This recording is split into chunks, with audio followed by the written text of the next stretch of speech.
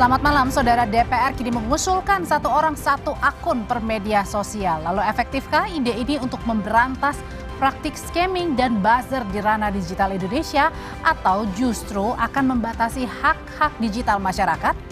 Kami akan bahas hal itu di Sapa Indonesia Malam bersama isu lainnya soal KPU yang tegaskan tidak bisa membuka secara langsung dokumen milik calon presiden dan wakil presiden tanpa persetujuan dari yang bersangkutan. Mengapa data-data capres-cawapres itu harus dirahasiakan? Apa dampaknya terhadap proses hukum atau gugatan ijazah capres-cawapres?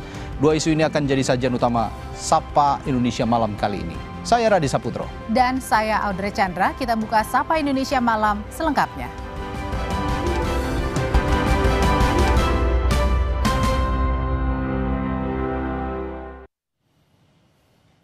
Kami mulai dari berita Pemprov DKI Jakarta yang menerapkan rekayasa lalu lintas di Jalan TB Simatupang mulai jam 5 sore ini. Langkah ini untuk mengurai kemacetan akibat sejumlah proyek galian. Dan inilah pantauan udara di Jalan TB Simatupang saat uji coba rekayasa lalu lintas mulai berlaku. Jam 5 Senin sore. Ruas tol dari Gerbang Fatmawati dibuka hingga malam hari khusus untuk kendaraan roda 4. Untuk penerapan rekayasa lalu lintas ini, sejumlah akses putar balik pun akan ditutup.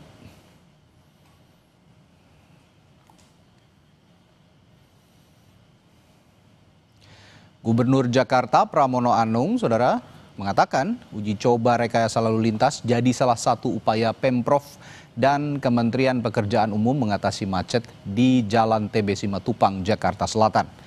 Uji coba ini mulai berlaku pada Senin 15 September hingga Jumat 19 September 2025 pukul 5 sore hingga 8 malam.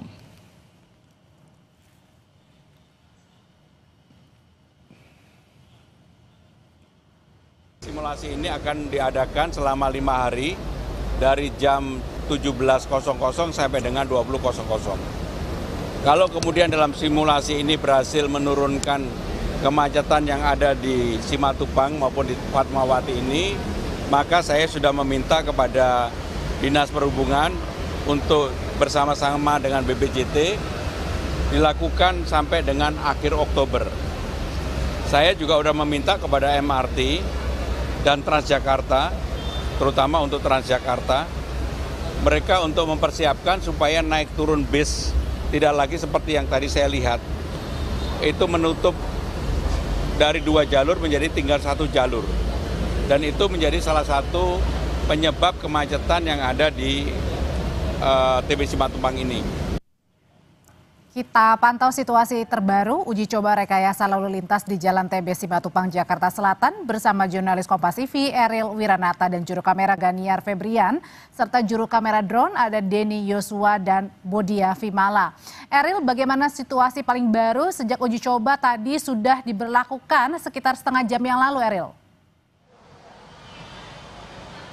Ya, Audrey dan saudara, memang benar untuk gerbang tol Fatmawati 2 ini sudah dilakukan uji coba sejak pukul 5 sore lalu, yang dimana memang jika saya melihat hingga saat ini beberapa kendaraan mobil roda 4 sudah mulai masuki karena memang ini upaya dari Pemprov DKI Jakarta untuk mengurai kemacetan yang terjadi di Jalan TB Simatupang menuju Fatmawati. Dan selain itu juga bahwa dikatakan memang salah satu uji coba ini dilakukan untuk mengurai. Kemudian juga ini merupakan imbas dari galian proyek yang ada di Jalan TB Simatupang. Dan dalam hal ini juga dari Pemprov DKI Jakarta mengatakan bahwa ia menargetkan dan sudah berkoordinasi dengan Paljaya, kemudian juga Pamjaya dan Dinas Bina Marga untuk proyek galian tersebut ditargetkan akan rampung pada Oktober mendatang. Hal tersebut memang informasi yang kami terima dari warga sekitar.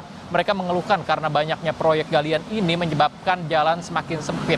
Dan hal tersebutlah yang diupayakan dari Pemprov DKI Jakarta untuk merampungkan dari proyek galian tersebut. Selain itu juga beberapa putar balik ini ditutup karena dinilai ini menyebabkan kemacetan, sehingga beberapa putar balik ini seperti dari putar balik yaitu Point Square ditutup kemudian dialihkan menuju ke U-turn Lebak Bulus. Kemudian juga ada dari dialihkan maksud saya adalah ke Ciputat Raya. Kemudian juga dari untuk simpang Fatmawati ini ditutup menuju atau dialihkan ke putar balikan Antasari. Dan hal inilah yang diupayakan dari Pemprov DKI Jakarta. Selain itu juga dikatakan bahwa dari Pemprov sudah berkoordinasi dengan Transjakarta terkait dengan uji rekayasa lalu lintas ini untuk mengurai dari kemacetan yang ada. Karena hingga saat ini memang dari warga sekitar pun yang menggunakan jalur TB Simatupang mengatakan mereka resah dengan jalur TB Simatupang yang hingga kini masih dinilai macet. Audrey. Eril, tadi pada saat rekayasa lalu lintas atau uji coba ini ada Gubernur DKI Jakarta Pramono Anung yang datang begitu untuk memantau langsung. Apa imbauan khusus dari Gubernur DKI Jakarta Pramono Anung yang memantau langsung rekayasa lalu lintas di TB Simatupang? Ya, Audrey dan saudara, memang untuk dari Pramono Anung sendiri melihat bahwa nantinya uji yang dibuka yaitu jalan gerbang tol Fatmawati 2 ini nanti akan dilakukan dari tanggal hari ini hingga yaitu adalah tanggal 19 September mendatang. Tentu hal ini dilakukan dari mulai pukul 5 sore hingga 8 malam dan nantinya akan dilihat evaluasi secara menyeluruh apakah ini efektif terkait dengan mengurai kemacetan, dan selain itu juga dari Pramono mengimbau untuk masyarakat yang pengguna tetap mematuhi rambu-rambu lalu lintas yang ada. Tentu hal ini untuk mencegah dari kemacetan yang ada. Selain itu juga memang dari Pramono menegaskan bahwa menargetkan proyek galian yang dimana memang menjadi salah satu penyebab kemacetan yang ada di TB Simatupang ini agar segera dirampungkan pada bulan Oktober mendatang. Dan selain itu juga memang untuk gerbang tol Fatmawati 2 ini yang dibuka untuk gratis yaitu adalah yang berada di sisi kiri atau ruas 1 yang nantinya akan menuju ke exit tol Lebak Bulus. Audrey. Semoga rekayasa lalu lintas ini tidak hanya jangka pendek tetapi juga dapat berjangka panjang untuk memecah konsentrasi arus lalu lintas yang biasanya selalu terjadi kepadatan di TB Simatupang. Terima kasih laporannya Eril Wicaksana, jurnalis Kompas TV melaporkan.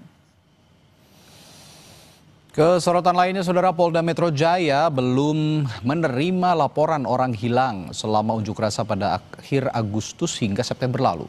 Kabid Humas Polda Metro Jaya, Brigjen Ade Ari Syam Indradi, mengungkap pihaknya telah membuka posko laporan orang hilang yang dibuka sejak pekan lalu. Posko aduan orang hilang ini berada di Aula Satya Prabu, Gedung Direktorat Reskrimum Polda Metro Jaya. Melayani selama 24 jam, polisi mengklaim posko juga memberikan informasi terkait korban kericuhan kepada masyarakat.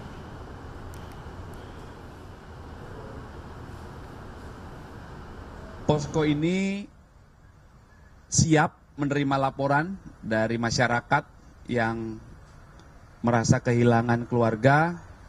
Ketika nanti ada laporan, kami juga akan memberikan informasi kepada masyarakat tentang hasil temuan terkait korban dan hasil identifikasi. Sementara itu, Komisi untuk Orang Hilang dan Korban Tindak Kekerasan Kontras juga membuka posko aduan orang hilang dan ada 8 orang yang belum ditemukan menurut Kontras sejak kericuhan unjuk rasa akhir Agustus lalu.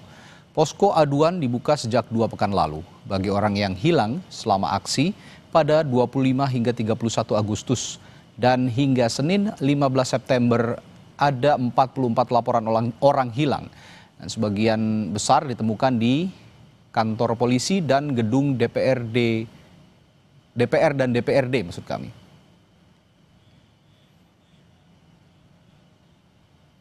Sampai dengan hari ini masih ada 8 orang yang dinyatakan hilang atau masih belum berhasil ditemukan lokasi keberadaannya. Dan kami juga mendesak kepada aparat keamanan ke depannya dalam melakukan proses-proses pengamanan terhadap hak masyarakat untuk menyampaikan pendapat di muka umum.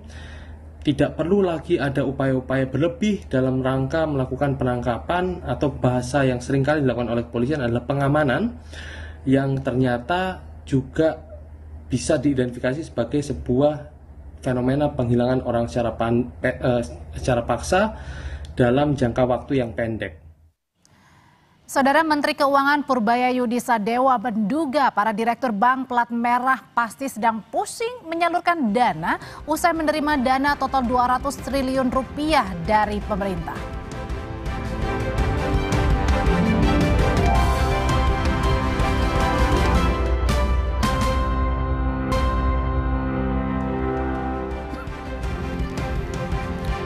Saudara, pemerintah bakal membuka program magang bagi fresh graduate lulusan dari perguruan tinggi dan akan mendapatkan uang saku setara upah minimum provinsi selama 6 bulan. Presiden Prabowo Subianto memanggil sejumlah menteri bidang ekonomi ke Istana Kepresidenan pada Senin siang. Dalam rapat terbatas itu, salah satu pembahasannya mengenai paket stimulus ekonomi di tahun 2025. Paket stimulus ini menjadi bagian dari plus 4 program yang disiapkan pemerintah untuk mengerek pertumbuhan ekonomi Indonesia di triwulan 4 tahun ini.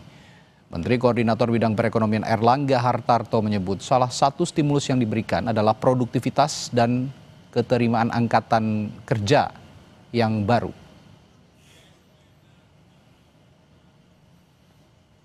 Yang pertama adalah magang lulusan daripada perguruan tinggi dengan kriteria maksimum fresh graduate 1 tahun.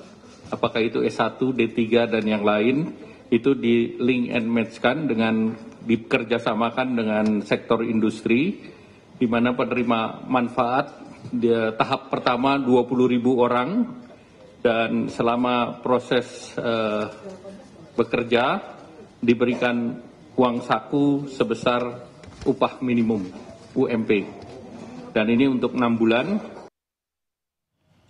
Menteri Keuangan Purbaya Yudhisa Dewa memastikan uang sebesar 200 triliun rupiah telah tersalurkan ke 5 bank plat merah pada Jumat lalu. Purbaya menduga para direktur bank pasti pusing untuk menyalurkan dana. Meski demikian, ia optimistis kebijakan akan berdampak positif bagi ekonomi Indonesia. Hari Jumat sudah masuk ke perbankan, uangnya udah nongkrong di sana. Sekarang saya duga para dirut bank pusing mau nyalurin kemana. Tapi saya pikir dengan cara itu paling enggak kalau mereka belum bisa nyalurin karena mereka punya uang lebih, dia nggak akan perang bunga lagi, bunga akan cenderung turun, itu akan berdampak ke ekonomi dengan itu sendiri ya. Bisa bunga pinjaman turun, bisa juga bunga deposit turun, yang jelas cost of money turun, jadi yang punya uang nggak ragu untuk belanjain, yang mau pinjam ke bank nggak ragu untuk pinjam. Untuk alokasinya sebetulnya niat saya adalah suka-suka banknya. Tapi kalau banknya agak bingung, nanti ada guidance di mana mereka bisa memanfaatkan uang itu untuk membantu program-program unggulan pemerintah. DPR kembali memunculkan wacana 1 orang 1 akun per media sosial. Merespons wacana ini, Kementerian Komunikasi dan Digital menyatakan tengah meninjau wacana ini.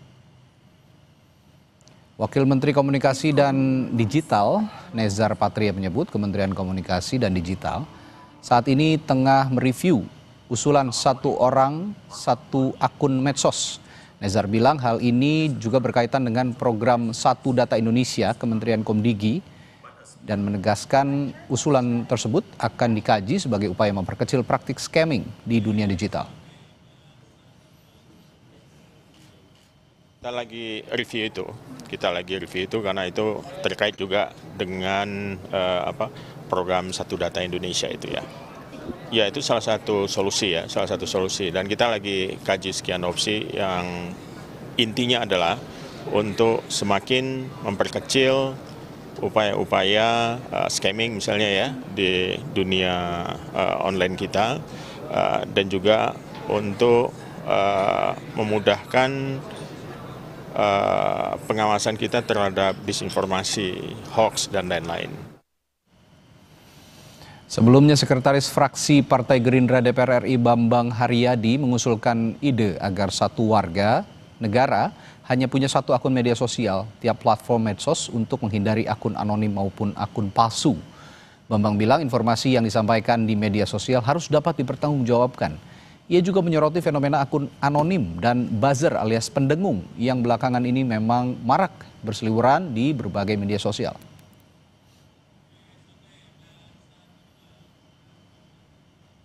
Bahkan kami berpendapat bahwa ke depan perlu juga single akun. Setiap warga negara hanya boleh memiliki 1 akun. Baik itu kami belajar dari Swiss misalnya kan, 1 warga negara hanya punya 1 nomor telepon. Hanya 1 punya akun sosmed. Karena untuk mengetahui bagaimana ke depan orang-orang yang memberikan informasi di di sosial media dapat bertanggung jawab. Fraksi Partai Gerindra mengusulkan agar satu warga negara hanya punya satu akun media sosial di tiap platform medsos. Usulan ini juga didukung oleh fraksi parpol lainnya. Anggota DPR RI yang juga Ketua DPP PKS, Mardani Alisera, sepakat jika satu orang hanya memiliki satu akun. Tapi Mardani memberikan beberapa syarat agar dalam prosesnya tidak ada pemaksaan. Menurut Mardani, pembatasan ini agar setiap pemilik akun medsos bisa menggunakan media sosial secara lebih bertanggung jawab. Terkait ide satu orang satu akun menarik karena mengajarkan tanggung jawab dan akuntabilitas. Saya dukung, tetapi prosesnya tidak boleh pemaksaan. Prosesnya bangun edukasi, kasih waktu 3 tahun untuk ditertibkan. Dari situ semua orang punya akun resmi yang bertanggung jawab. Sementara pegiat medsos menilai usulan satu orang satu akun per medsos bukan solusi yang tepat. Usulan ini justru berpotensi melanggar hak digital warga. Saat ini banyak warga menggunakan akun media sosial yang berbeda untuk keperluan yang berbeda pula. Langkah ini juga tidak akan efektif mencegah penipuan online ataupun praktik buzzer atau penengung. Ini sebetulnya terdengar sederhana gitu ya, tapi ini sebetulnya bukan solusi kalau kamu lihat ya, bahkan berisiko melanggar hak digital warga gitu, karena kita tahu banyak sekarang orang menggunakan akun media yang berbeda, media sosial yang berbeda itu untuk urusan kerja, pribadi, bisnis gitu, bahkan untuk melindungi diri dari serangan digital gitu ya. Dan dari sisi efektivitas juga kita lihat ini masih sangat lemah gitu, karena pelaku penipuan atau buzzer ini masih bisa menggunakan identitas palsu gitu ya, menggunakan VPN misalnya atau platform luar negeri ya yang memang belum diatur misalnya di Indonesia. Informasi berikutnya, Wakil Presiden Gibran Rakabuming tidak lagi diwakili oleh Jaksa Pengacara Negara dari Kejaksaan Agung untuk menghadapi gugatan perdata terkait riwayat pendidikannya. Kuasa hukum Wapres Gibran pun hadir dalam sidang di Pengadilan Negeri Jakarta Pusat Senin siang. Wapres Gibran menunjuk 3 pengacara untuk mewakilinya dalam sidang gugatan perdata 125 triliun rupiah yang dialamatkan kepadanya. Ketiganya telah ditunjuk Gibran sejak 9 September 2025. Sementara pelaksanaan sidang yang berlangsung pada hari ini kembali ditunda hingga Senin pekan depan. Hal itu terjadi karena Majelis Hakim meminta kelengkapan legal standing. Pengacara Gibran, Dadang Herli Saputra, menyebut tahap selanjutnya yang harus dihadapi kubu Gibran dan penggugat adalah tahap mediasi. Agenda hari ini sidang yang kedua ya, setelah kami kemarin baru ditunjuk tanggal 9. Agenda hari ini adalah pemeriksaan kelengkapan kami sebagai kuasa hukum tergugat 1. Seperti itu. Tapi Bapak ini statusnya apakah pengacara negara dari jaksa kejaksaan atau seperti apa? Bukan, kami pengacara profesional pribadi. Ya. Berarti udah pribadi? Udah pribadi, kami mewakili Gibran Rakabuming Raka. Untuk berikutnya masih tadi ada ini ya, tahapan-tahapan mediasi. Mediasi. Ya. Pak Gibran datang dong Pak? Nanti kita lihat ya. Sebelumnya Presiden ke-7 Joko Widodo merespons Roy Suryo CS yang kini mempersoalkan ijazah putranya, Wakil Presiden Gibran Rakabuming. Menurutnya isu ijazah keluarganya terus dipersoalkan selama bertahun-tahun sehingga ia yakin ada pihak yang membackingi. Meski demikian Jokowi mengaku bakal tetap mengikuti proses hukum yang berlaku.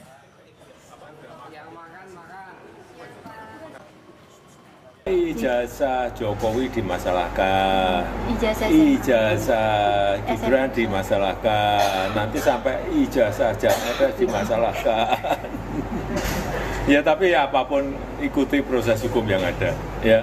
Masih ada kaitannya sama? Ya ini kan tidak hanya sehari 2 hari, sudah 4 tahun yang lalu sudah ada itu. Ya, kalau yang nafasnya panjang itu kalau nggak ada yang membackup kan nggak mungkin. Saudara, ada anggota TNI yang terlibat dalam kasus pembunuhan Kepala Cabang Bank BUMN. Namun keterlibatan anggota TNI belum juga mengungkap motif pembunuhan, malah menambah kasus makin berjalan dramatis. Kami hadirkan informasi dan ulasannya setelah jeda di Sapa Indonesia Malam.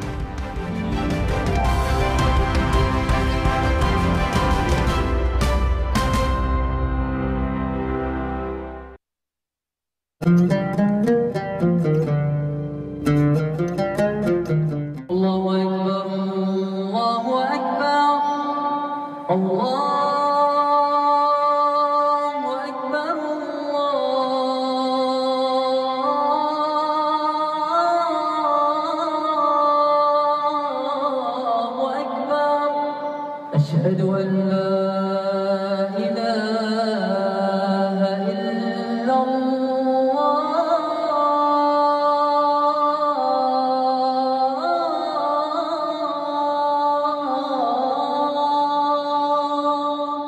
أشهد أن لا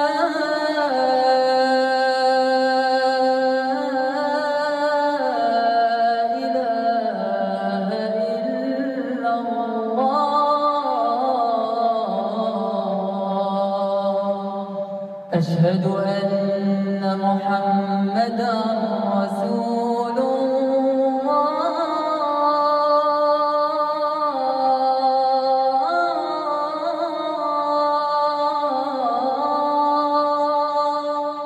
أشهد أن محمدا رسول الله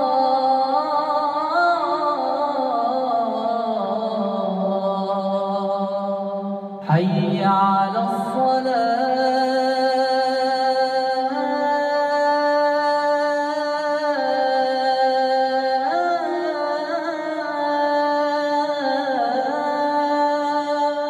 حي على الصلاة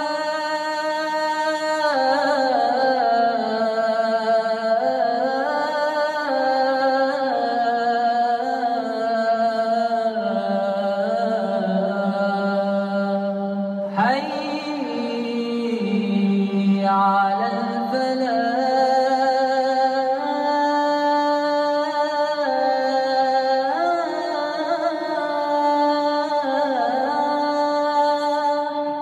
حي على الفلاح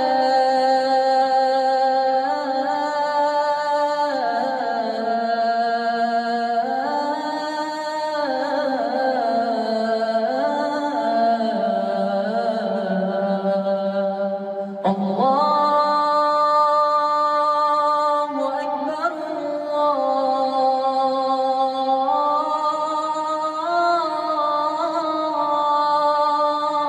الله أكبر لا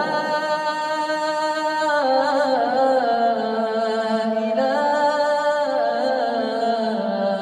إلا الله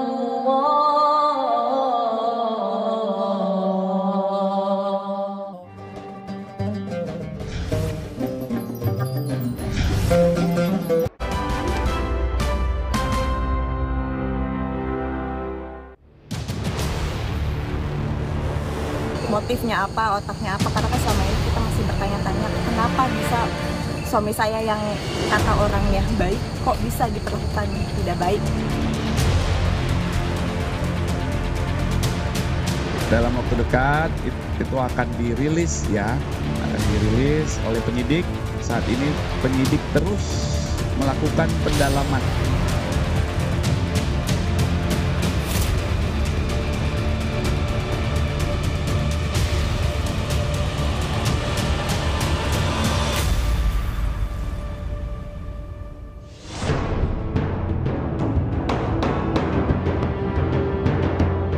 Kasus pembunuhan Kepala Cabang Bank BUMN masih meninggalkan tanda tanya.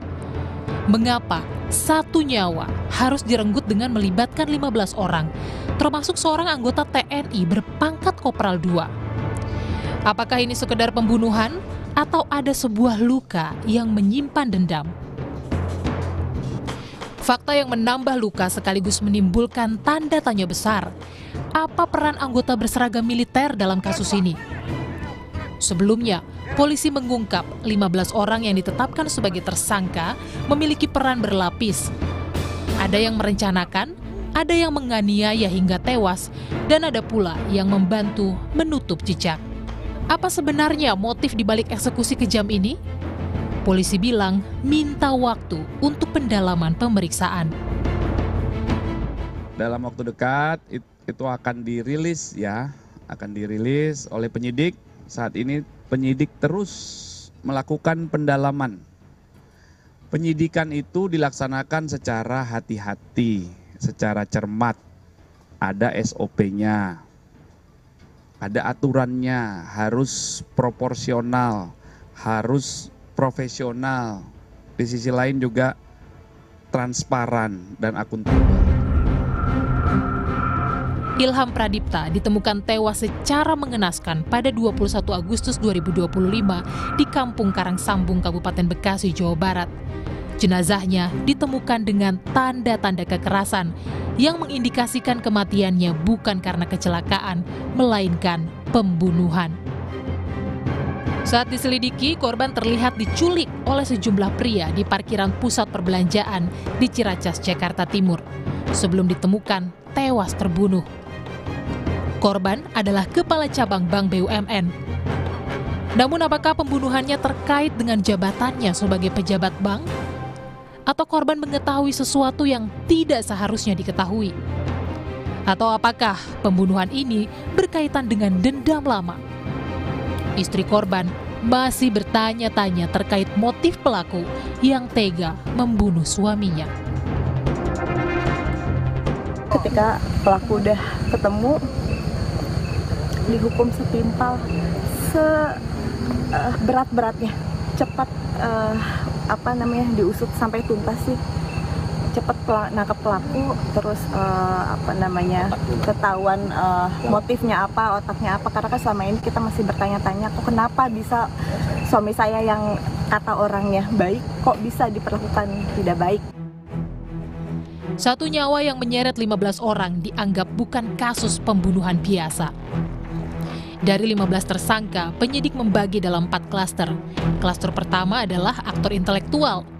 Polisi menetapkan 4 tersangka dalam klaster ini. Dwi Hartono, YJ, AA, dan C alias Ken. Klaster 2 berperan membuntuti korban, termasuk mengintai aktivitas di dunia digital. 2 tersangka dalam klaster ini ialah RS dan seorang anggota TNI aktif, yakni Kopda FH. Peran Kopda FH mencari orang untuk melakukan upaya penjemputan paksa. Dan disinilah klaster ketiga muncul, yaitu klaster penculikan yang melibatkan AT, RS, RAH, dan EW. Setelah diculik, eksekutor dan pelaku yang berperan menghilangkan jejak jadi klaster terakhir, di mana M, T, U, Z, N ditetapkan jadi tersangka. Kasus ini membuka peta klaster pelaku yang melibatkan sipil, eksekutor bayaran, hingga oknum aparat berseragam. Bagaimana peran Kopda FH dalam jaringan pembunuhan ini?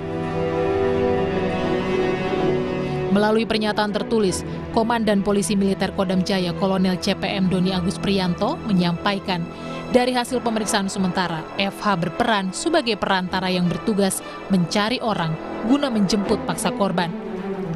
Hal ini juga dibenarkan oleh Adrianus Agal, kuasa hukum dari 4 tersangka yang berada di klaster penculikan. Kopda FH memerintahkan kliennya untuk menculik korban dan mengantarkannya ke suatu tempat. Antara Eras dengan Oknum F ini, mereka sudah kenal kurang lebih berapa bulan lah sebelumnya. Pekerjaan ini kan si Oknum F ini kan bilang, Eras, ini ada kerjaan, kalian itu hanya menjemput saja dan kamu menyerahkan dia ke suatu tempat. Mereka tidak tahu si korban ini kerjanya apa. Itu kan mereka tidak tahu kerjanya apa, hanya untuk jemput paksa. Nanti setelah mereka jemput paksa, yang akan mengantar pulang adalah F dan tangan kanan bos. Lantas, apakah seragam militer dari tersangka Kopda FH dimanfaatkan untuk memastikan jalannya eksekusi sesuai pesanan para aktor intelektual? Ini apakah ada peran fungsional gitu ya? Peran fungsional itu karena kita yang sama-sama tahu, yang sudah diberitakan bahwa oknum ini sebagai perantara di antara otak dan eksekutor.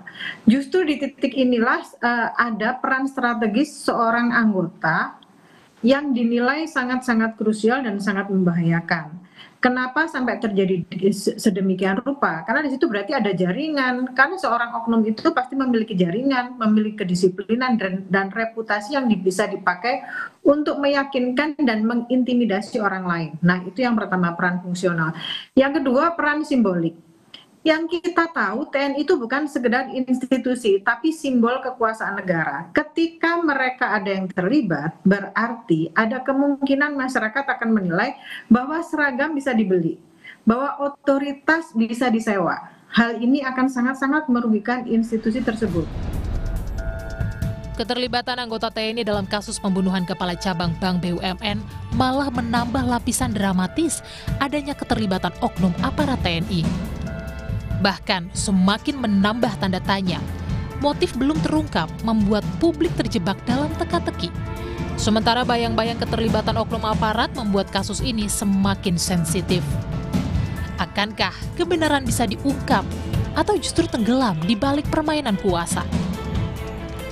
Namun mantan Kabareskrim periode 2009-2011 Ito Sumardi bilang bahwa butuh kehati-hatian bagi penyidik untuk mengungkap motif. Kita cross-check itu yang akan bisa menentukan peran yang bersangkutan. Kan sekarang ini yang dilakukan adalah mekanisme penanganan yang dilakukan oleh dua instansi. Yang satu adalah instansi kepolisian, yaitu Polda Metro Jaya yang sudah mengambil alih dari Polres Jakarta Timur, dan selain itu adalah Pomdam ya. Karena kasusnya ini adalah koneksitas, memang ada sedikit kesulitan kalau memang dilakukan oleh institusi, tapi tentunya dengan koordinasi maupun kesepakatan atau komitmen untuk mengungkap kasus ini. Saya kira ini akan ada komunikasi antara Pomdam Jaya dengan Polda Metro Jaya.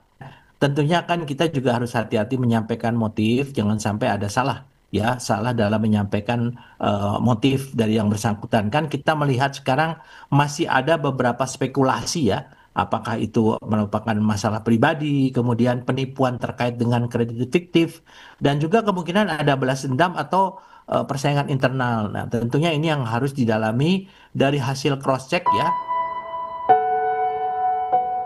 15 orang untuk 1 nyawa.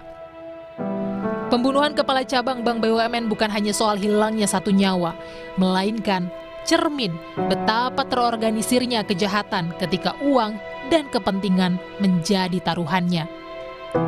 Kini publik menunggu seberapa tegas negara menghukum para pelaku, termasuk oknum aparat berseragam, agar tragedi ini tidak lagi terjadi. Tim Liputan, Kompas TV.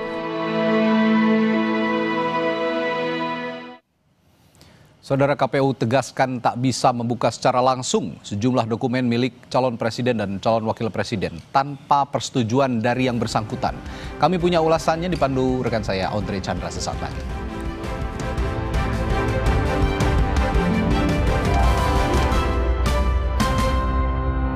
Saudara, Presiden ke-7 Republik Indonesia Joko Widodo merespons Roy Suryo, CS yang kini mempersoalkan ijazah putranya Wakil Presiden Gibran Rakabuming. Jokowi yakin ada pihak yang membackingi karena isu soal ijazah keluarganya terus dipersoalkan selama bertahun-tahun. Meski menduga ada yang membackingi, Jokowi menegaskan bakal mengikuti proses hukum yang berlaku, termasuk soal putranya Wakil Presiden Gibran. Sebelumnya, Gibran digugah secara perdata oleh Subhan Palal atas dugaan penggunaan ijazah SMA tidak sah saat mendaftar Pilpres. Jokowi menegaskan keputusan menyekolahkan Gibran ke luar negeri adalah inisiatif pribadinya agar putranya mandiri.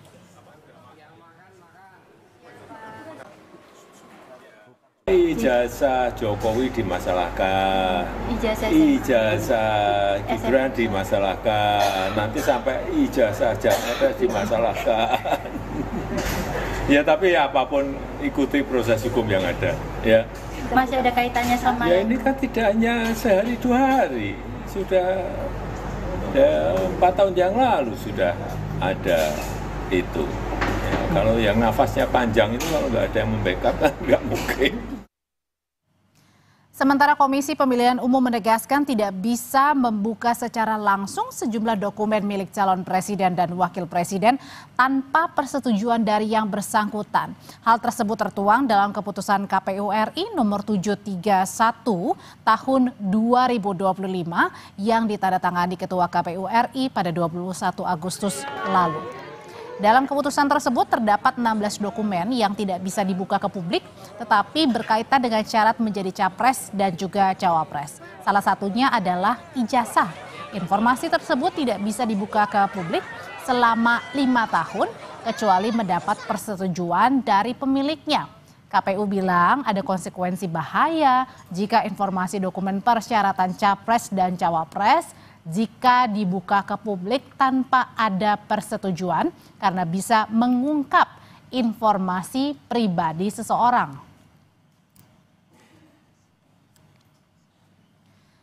Saudara, pada lembar pengujian konsekuensi yang tertuang dalam keputusan KPU RI disampaikan informasi publik sebagaimana dimaksud dalam diktum kedua dikecualikan selama jangka waktu 5 tahun kecuali poin A.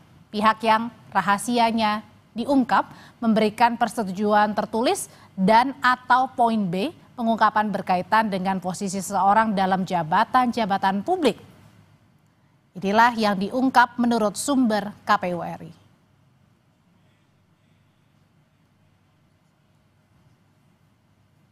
Jadi pada intinya kami hanya menyesuaikan pada dokumen-dokumen tertentu yang ada dalam tanda kutip aturan untuk dijaga kerahasiaannya, misalnya berkaitan dengan rekam medis, kemudian dokumen sekolah atau ijazah dan seterusnya itu ya yang bersangkutan yang harus diminta kemudian atau atas putusan. Jadi bukan karena Pak Jokowi tidak ada digugat ijazahnya masih tidak ada. Tidak ada, ini berlaku umum semua peraturan. Dan aturan terkait 16 dokumen yang tidak boleh dibuka ke publik termasuk di dalamnya adalah dokumen soal ijazah muncul di saat polemik ijazah masih memanas di permukaan. Lalu apa urgensi aturan tersebut dikeluarkan oleh KPU RI pada pertengahan bulan Agustus lalu? Kita akan bahas bersama dengan Arief Budiman selaku Ketua KPU RI periode 2017 hingga 2022. Selamat malam Mas Arief. Selamat malam Mbak Audrey. Ada juga Roy Suryo selaku penggugat ijazah Jokowi. Mas Roy. Selamat malam, baik Mbak Audrey. Dan nanti juga akan bergabung ada Rifai Kusumanegara sebagai pengacara Joko Widodo. Tapi saya mau ke Mas Arief terlebih dahulu yang kemudian adalah juga mantan Ketua KPU. Mas Arief, sebenarnya ada nggak sih urgensinya tiba-tiba ini KPU kemudian memasukkan aturan ijazah tidak bisa dibuka ke publik karena tadi bisa bahaya? Gini. Kita kan mau fokus di keputusan KPU nomor 731 ya. Sebetulnya keputusan KPU nomor 731 itu tidak spesifik menyasar ke satu poin ya soal ijazah. Ada 16 kan ya? Ya karena ada 16 item. Jadi sepertinya itu seluruh dokumen persyaratan itu tidak bisa dibuka ke publik atau dikecualikan. Apa sih sebenarnya Mas Arief melihat bahayanya?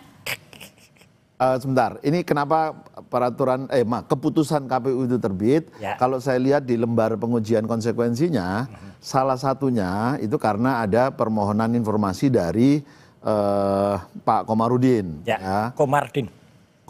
Mardin, nggak apa-apa. Komardin ya, ya kira-kira itu ya.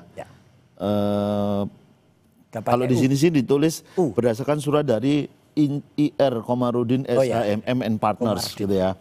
Nah lalu saya juga tidak tahu isi suratnya apa, ya meminta informasi apa, apakah dia meminta informasi seluruh dokumen persyaratan atau hanya sebagian dari dokumen persyaratan, tapi yang jelas keputusan itu kemudian mengatur terhadap 16 dokumen persyaratan itu yang dikecualikan.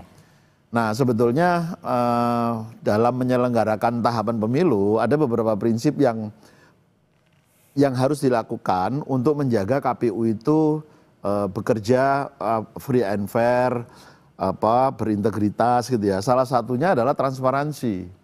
Jadi dulu saya paling sederhana itu menyimpulkan begini, kalau ada orang datang ke KPU lalu dia mempertanyakan sesuatu dan kita tidak bisa menjawab, berarti kita nggak transparan tuh. Karena tidak ada persoalan yang tidak bisa dijawab. Oke, jadi artinya harus begini, bisa dijelaskan. pada saat dulu sebelum peraturan baru dibuat, ini ditandatangani pada Agustus 2000. Keputusan ya? Anda harus bedakan. Keputusan di Agustus bulan lalu, Agustus. artinya adalah pada saat dulu, apapun dokumen yang misalnya ingin publik tahu, boleh dibuka oleh KPU. Kecuali yang memang berdasarkan ketentuan peraturan perundang-undangan itu nggak boleh dibuka, ya. Tentang kerahasiaan informasi pribadi itu memang nggak boleh dibuka. Ijazah? Misalnya begini, terkait dengan kesehatan misalnya, surat apakah dia sehat atau tidak sehat ya itu ditampilkan. Tetapi isi hasil pemeriksaannya itu tidak boleh ditampilkan. Oke, detailnya. Ya. Kalau ijazah? Ijazah juga yang ditampilkan hanya ijazahnya saja. Boleh. Ya lulusan dari mana ditampilkan. Iya. Gitu.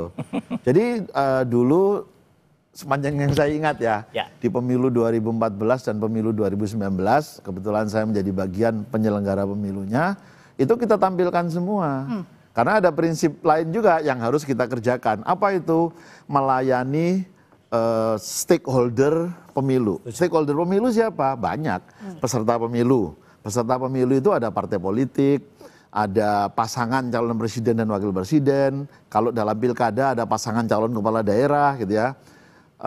Lalu juga pemilih gitu loh.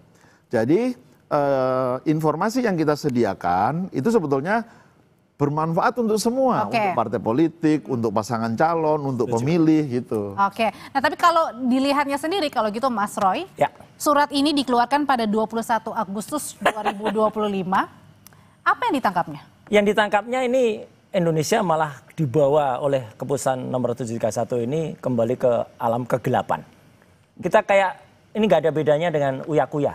Kenapa uya-kuya? Ini kayak beli kucing dalam karung. Ya gitu. Jadi orang itu nggak boleh lagi lihat profil dari siapa calonnya. Ini kan konyol banget. Misalnya dalam 16 syarat itu, ada nomor 13-nya. 13 itu syarat tidak terlibat organisasi terlarang. Misalnya PKI atau apa. Itu wajib diketahui oleh masyarakat. Gitu loh, orang ini dulu pernah terlibat atau enggak. Tapi kan alasannya katanya kalau dibuka ini bahaya. Ini peraturan ini harusnya juga gugur dengan sendirinya. Karena ini aturan ini kan di bawah yang namanya Undang-Undang Keterbukaan Informasi Publik nomor 14 tahun 2008. Undang-Undang Keterbukaan Informasi Publik nomor 14 tahun 2008 itu jelas banget. Itu di pasal 17-nya, itu ada poin-poin yang dikecualikan. Antara lain yang tadi mau ditanyakan misalnya itu soal pendidikan.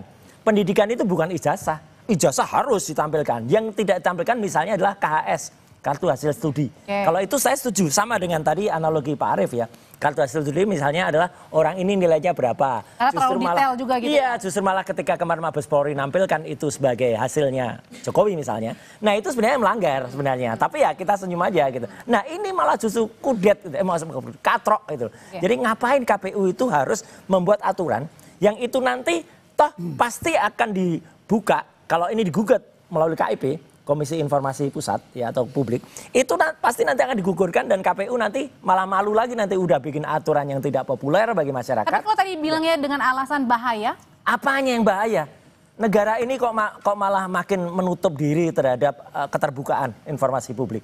Ini kan tujuannya sebenarnya hanya ingin membantu ijazah, tapi lupa dia, di situ ada 15 yang lain, termasuk nomor 13 tadi, soal syarat-syarat G30 SPKI, surat pernyataan bermartabat cukup yang disebut sebagai bakal calon, masa itu dikecualikan semua?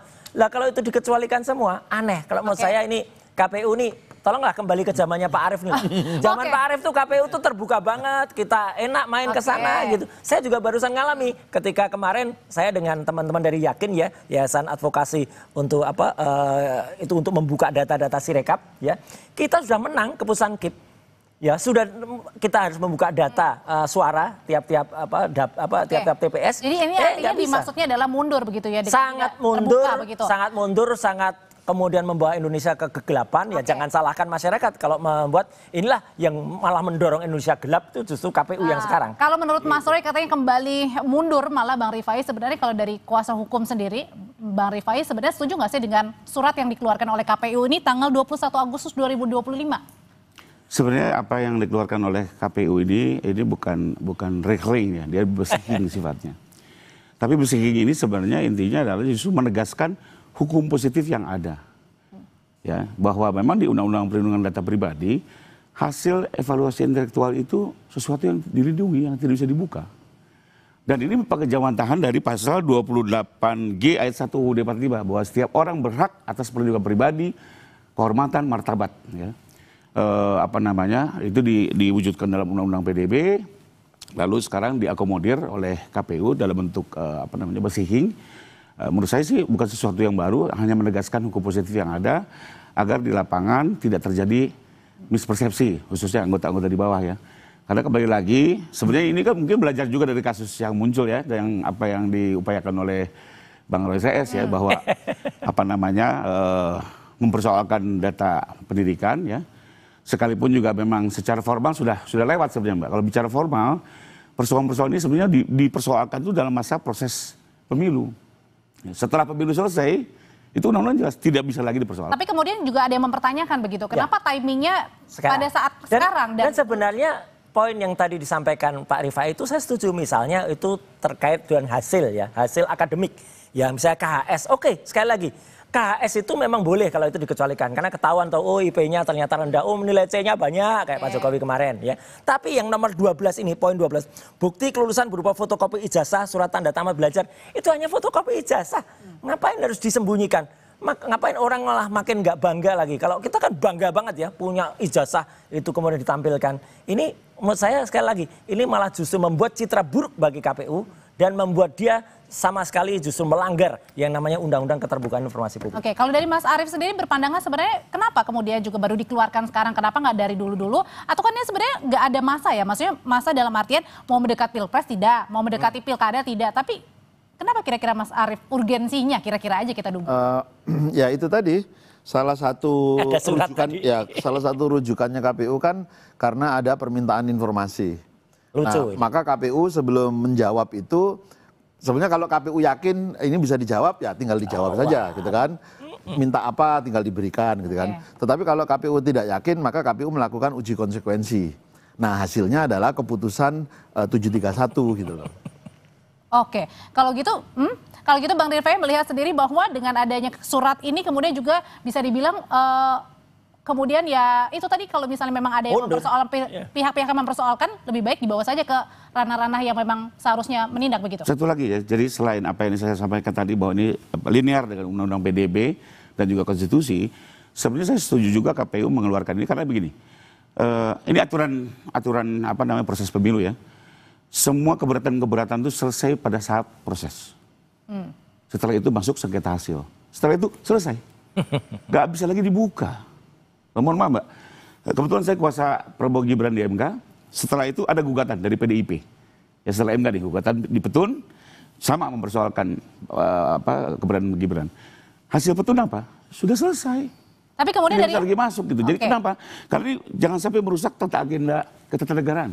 Tapi kemudian juga dari karena setelah ini kan terpilih presiden bekerja, kalau gitu nggak usah pakai syarat aja besok. Bayangkan kalau ini dibatalkan semua kan akan rusak semua ketatanegaraan. Tapi kemudian juga ada yang mempertanyakan juga dari anggota DPR kalau begitu transparansinya di mana? Hilang, nggak ada. Bukan dari awal, sudah ada masanya Mbak. Oh berarti harusnya sudah selesai. Pada saat awal data-data ini muncul, masyarakat boleh keberatan, tapi harus menerima keberatan. Ada klausul ini Pak Rifai. Setelah keberatan apa? Bisa diuji gugat ke MK.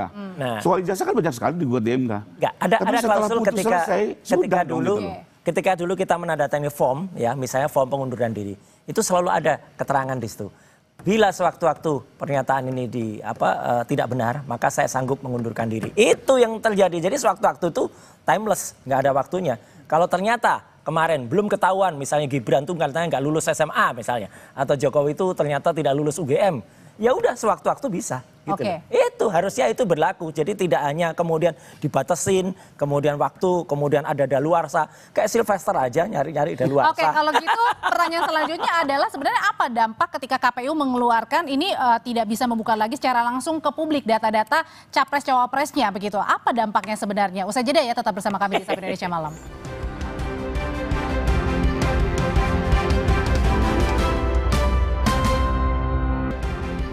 Saudara Wakil Ketua Komisi 2 Dede Yusuf tak setuju jika ijazah capres dan cawapres dirahasiakan. Menurut Dede, informasi pribadi yang tak boleh dibagikan kepada publik adalah catatan kesehatan.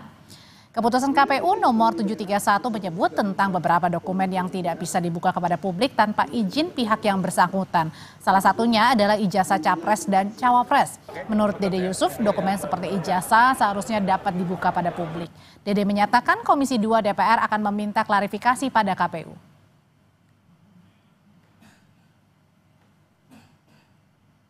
Karena sebetulnya data pejabat publik itu adalah data yang harusnya transparan. Jadi setiap calon-calon pejabat publik, baik itu DPR, Menteri, Presiden, saya pikir itu adalah sebuah data yang harus bisa dilihat oleh semua orang, karena orang melamar kerjaan aja kan pakai CV. Apalagi ini mau melamar jadi pemimpin. Saya belum bisa menjawab, tetapi kita akan tanyakan nanti sama. Kita akan memanggil dalam nanti sih, nanti juga ada, nanti ada. Tapi kan pembahasannya enggak. Tapi nanti kita tanyakan kenapa, argumentasinya apa. Kita baru tahu. Kalau nggak dikasih lihat, kita nggak tahu. Masih menyambung pertanyaan saya sebelumnya, kalau gitu Mas Arief sebenarnya apa sih sebenarnya Ini cerdas ini, anggota DPR cerdas tuh ya kayak gini. Kenapa, Mas? Harus dibuka kepada publik. Ya, biar Pak Arief. Ini sebagai transparansi begitu ya? Oh maksudnya? iya, Oke. cerdas ini. Oke, harus dibuka ke publik sebagai jaminan transparansi Mas Arief. Tapi kalau sekarang pertanyaannya apa dampaknya ketika KPU sudah mengeluarkan surat tidak bisa lagi membuka secara langsung ke publik tanpa ada persetujuan pihak yang bersangkutan? Ya memang ada beberapa data demi perlindungan data pribadi itu memang nggak bisa dibuka kecuali memang yang bersangkutan mengizinkan, gitu ya. Tetapi dalam pandangan saya 16 item yang kemudian dikecualikan itu saya meyakini sebetulnya sebagian besar itu harus dibuka kepada publik. Seperti? Ya. Misalnya sebagian saja ya, misalnya nomor 9 misalnya, surat pernyataan belum pernah menjabat sebagai presiden dan wakil presiden selama 2 kali masa jabatan. Itu kan nggak ada yang harus disembunyikan gitu ya. Surat pernyataan setia kepada Pancasila, misalnya ada beberapa lah ya. Termasuk SKCK juga ya catatannya? Iya, termasuk keterangan dari pengadilan misalnya, dia sudah selesai menjalani pidana, tidak lagi berstatus segala macam. Itu kan sebetulnya hal yang memang harus diberikan informasinya kepada publik dan menjadi bagian dari referensi publik. Dan untuk selama Mas menentukan Arief juga menjabat sebagai ketua KPU, itu sebenarnya tidak dipermasalahkan ya? Enggak, itu dibuka. Bahkan dulu nih, pemilu tahun 2014, untuk pemilu legislatif ya, kami mempublikasikan data itu semua. Lalu ditentang. Wah itu kan data pribadi, nggak boleh dipublikasikan. Baik, kalau gitu saya persilakan mengisi formulir. Jadi pertama kita publikasikan dulu nih. Lalu ditentang, oke, saya persilakan. Keberatan. Anda keberatan di bagian yang mana yang tidak, mana yang boleh, gitu kan. Memang kita harus minta izin yang bersangkutan. Ternyata begitu kita edarkan itu, semua menyatakan silakan dipublikasikan. Jadi mereka memang kepingin sebetulnya profilnya dipublikasikan, supaya nanti itu jadi referensi pemilih untuk memilih dia. Dan sekarang kalau tadi KPU sudah menandatangani yang baru nih untuk tidak membuka kecuali yang bersangkutan membolehkan? Nah, itu ya aturan normatifnya begitu. Tapi kan sudah jadi keputusan nih. Nah, ketentuan ini kan ada dalam undang-undang, ada dalam peraturan KPU, dan sekarang ada dalam keputusan KPU. Setiap produk hukum ini, keputusan produk hukum ya, itu nanti akan berkonsekuensi terhadap hal-hal yang lain. Ini kan kebetulan aja ketentuan tentang syarat presiden dan wakil presiden. Tadi ketua Komisi 2, pimpinan Komisi 2, wakil ketua Komisi 2, itu bisa berkonsekuensi terhadap pemilu legislatifnya. Ini bisa berkonsekuensi terhadap pilkadanya.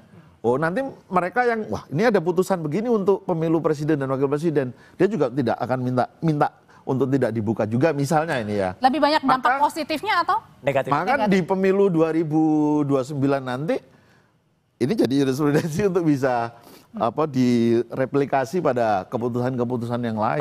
Tapi kalau saya harusnya ini putusan dari PKPU ini gugur dengan sendirinya kok Mbak. Kenapa? Iya karena menabrak aturan di atasnya. Udah jelas di Undang-Undang Keterbukaan Informasi Publik nomor 14 itu jelas aturannya. Jadi kok ini konyol gitu loh. KPU bikin aturan yang malah menabrak aturan yang sudah ada dan menabrak keterbukaan informasi publik, menabrak transparansi, dan kita lihat komentar. Kalau gitu kenapa kalau gitu menurut Mas Roy sendiri surat kemudian ditandatangani oleh KPU? Ya ada sesuatu. Mungkin ada orang kurus yang keberatan.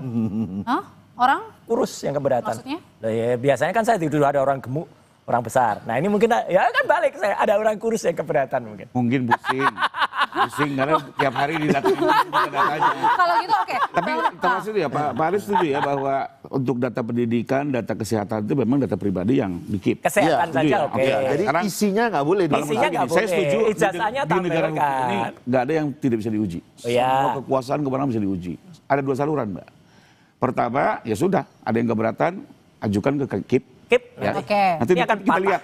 Karena setelah di KIP pun nanti bisa digugat lagi ke pengadilan, kita lihat nanti putusannya seperti apa. Ya. Kalah deh KPU. Kedua, bisa juga apa? Ya diuji nanti karena ini bukan ini bersihing bukan rekeling. Jadi digugat ke petun. SK KPU ini, keputusan KPU ini nanti kita lihat bagaimana pertimbangan majelis hakim setelah melihat semua norma termasuk konstitusi kita ya. Bang Rifai, tapi kan pada saat sekarang nih ijazah Pak Jokowi kemarin-kemarin dipermasalahkan. Sekarang ijazahnya Mas Gibran, Mas Wapres dipermasalahkan juga. Dengan adanya surat ini kemudian berdampak atau enggak nih dengan kalau soal ijazah kita udah sepakat tadi. Data kesehatan, data pendidikan, data pribadi. Ijazah boleh. Nilainya, nilainya. Kalau ijazahnya nggak apa-apa. Kembali lagi itu hak pribadi orang, Mbak. Mohon maaf, soal IPK, soal itu saya setuju. Kalau IPK setuju. Makanya di undang-undang tapi ijazahnya harus undang-undang PDB kita ini, data pribadi sebenarnya kita juga copas dari negara lain. Isinya lebih kurang sama. Itu hak privat yang harus dilindungi. Apalagi di konstitusi kita ya, pasal 20. Termasuk juga dengan surat ijazah yang perlu masalahnya di ijazah itu nggak ada nilainya. Jadi kalau ijazah itu nggak ada nilainya harus dipublikasikan. Kecuali itu ijazah kayak ijazah yang ditemukan kemarin di penjaraan Sahroni itu ya. Itu ijazah SMP. Nah itu ada nilainya, oke itu jangan ditampilkan. Tapi kalau ijazah yang tidak ada nilainya, lulus, maksudnya itu. Tampilkan aja. Jadi kan kita bisa tahu nih orang ini lulus atau enggak sih, ijazahnya beli atau enggak sih. Gitu. Kembali lagi, ada 2 persoalan. Pertama, hukum acaranya sudah selesai sampai dengan hasil pemilu. Ya. Ini pemerintahan berjalan 5 tahun, diributkan di tengah jalan, itu sudah tidak mungkin, Pak. Karena kalau ada persoalan kan gugur semua. Ya, jadi kembali lagi kenapa bisa ada timeline. Sengketa proses maupun sengketa hasil. Nah kedua, kalau soal ijazah kan sebenarnya udah clear. Dengan legalisasi dinyatakan secara sah oleh penerbit, enough gitu loh. Ya. Tapi kan kalau Bang Roy kan iya. Oh iyalah, terus, karena, kan, gitu. karena bisa salah. Tapi dengan adanya surat ini, dengan surat KPU ini, makin gaduh, apa enggak? Makin gaduh. KPU malah dengan surat gaduh, KPU tidak ada dasar untuk tidak menunjukkan. Oke. Sekalipun memang meluas ya, kalau kita lihat sih beberapa item ini meluas, ya monggo didalami kenapa. Tapi saya berdoa Mbak, moga-moga Komisi 2 cerdas ya, dan kemudian mengundang KPU, memanggil KPU dan membatalkan putusan 731. Karena ini buruk ya citranya, baik bagi Indonesia ya, soal lebih luas, bagi KPU juga buruk ya. KPU kok mau sih gitu loh, malah memburukkan citranya dengan ini. Sayang banget. Oke, kalau Mas Arief pada zaman Mas Arief menjabat sebagai ketua KPU, ada nggak juga yang setelah nih ya, setelah Pilpres selesai, setelah Pilkada selesai, kemudian ada yang mempertanyakan soal ijazah seperti ini misalnya? Nggak ada. Nggak ada, sebenarnya case close. Artinya adalah pada saat setelah pengumuman resmi sudah selesai. Selesai. Kan sudah kita tampilkan semua. Nah, tapi kalau ada juga nggak yang bertanya waktu itu setelah selesainya ini kemudian ijazahnya? Nggak, saya nggak ada. Mungkin bukan untuk presiden ya, mungkin untuk pilkada ada. Waktu itu kan ada ya, bupati saya mana? Mengingat ya, banyak ada. hal ya. Bupati daerah tertentu, saya nggak perlu sebutkan ya. Waktu itu dia sudah lolos 2 kali bupati, tapi ketika gubernur terbuka ijazahnya palsu, ya dia turun. Gitu loh. Meskipun dia 2 kali udah lolos loh gubernur. Berarti kan KPUD biasanya gini, dia masuknya di sengketa MK. Banyak sekali kan. Pileg-pileg ya, calon-calon DPR kita itu terbukti ijazahnya palsu, tapi itu diuji di MK. Di MK dan terbukti palsu ya sudah. Tapi pada saat sebelum pengumuman resminya ya berarti ya, pengujian itu. Sengketa hasil. Sengketa hasil. Oke. Apapun kalau menurut kita yang namanya kebenaran itu tidak ada waktunya, timeless ya. Kalau baru terbukti sekarang, ya udah, bongkar aja sekarang. Kok orang takut banget sih gitu? Buka ijazahnya itu aja bagi kita, lucu aja yang kemarin Bapak. Kalau menurut saya Bang Ray, saya setuju. Misalnya di tengah jalan ternyata ijazahnya semua lolos udah lewat, di tengah jalan palsu. Tapi sarana hukum yang paling pas mungkin pidana dulu. Pidana putus betul bersalah, dengan begitu udah banyak konsekuensi kan. Maka kita dia harus di PA oleh parpol pengusung. Oke, dengan adanya surat KPU yang menegaskan tidak bisa membuka secara langsung ke publik kecuali izin yang bersangkutan, apakah pertanyaannya akan membuat kemudian Mas Roy CS ini yang masih terus mempermasalahkan? Saya kira nggak perlu akan banyak keberatan. Moga-moga sekali lagi Komisi 2 moga-moga masih cerdas dan waras ya. untuk kemudian membongkar ini, menggugurkan ini, atau setidaknya nanti udah jelas aturan ini akan gugur dengan sendirinya karena menabrak. Aturan itu nggak boleh, apalagi ini aturan di bawah ya, peraturan KPU, ya kemudian menabrak aturan undang-undang yang di atas. Emang aturan ini menabrak nggak? Surat ini menabrak menurut Mas Arief sendiri? Memang di undang-undang maupun di peraturan KPU ya, sepanjang yang saya ingat tidak ada kalimat ini harus kecualikan. Dikecualikan atau tidak gitu loh. Tapi hanya dituliskan persyarat. Jadi ada dua, syarat dan persyaratannya itu loh. Persyaratannya adalah ini gitu. Nah, KPU karena salah satu prinsip kerja kita itu adalah transparan, melayani seluruh stakeholder pemilu, ya kita sediakan informasinya gitu. Itu cerdas KPU. Oke. Jadi kalau gitu dari 16 dokumen tadi yang dilarang, bukan dilarang ya, tidak bisa dibuka kecuali yang bersangkutan memperbolehkan, apa saja yang seharusnya boleh untuk tetap dibuka? Kalau menurut saya buka semua. Harusnya buka semua. Buka semua. Kalau dulu kita buka. Buka semua. Oke, artinya adalah kembali yang kedulu lagi, bukan yang sudah ditandatangani sekarang ya Mas Arief ya? Nggak mutu lah ini, pokoknya 731 ini, praktek KPU ini. Tapi kalau dari Bang Rifai sendiri memang setuju dengan tadi 16 karena memang rahasia begitu? Ya terkait, kalau saya undang-undang PDB kan memang lihat data kesehatan, data pendidikan itu close. Kalau yang lain-lain dibuka. Iya, udah. Itu memang peraturannya seperti itu gitu ya. Tapi kalau tadi dibilang katanya seharusnya dibuka saja, ini sebagai bentuk transparansi. Enggak, yang Pak Arief hasil pendidikan yang ditutup setuju. Hasil kesehatan, MRI ditutup setuju. Tapi kalau ijazah buka.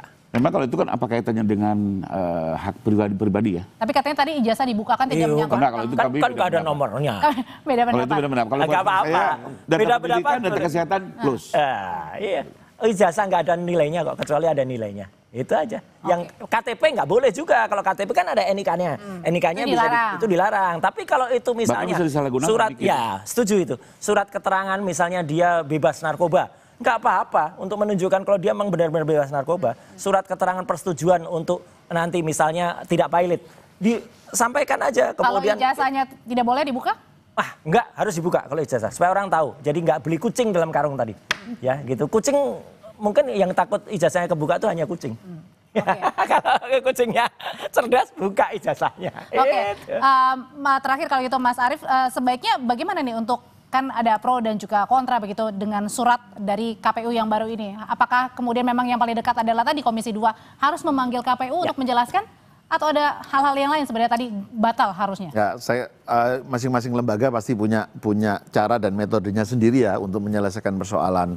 Tapi kepentingan saya sih mudah-mudahan pemilu ke depan itu prosesnya makin transparan, makin berintegritas, makin berkualitas. Nah itu kita bersama-sama, kita wujudkan bersama gitu loh.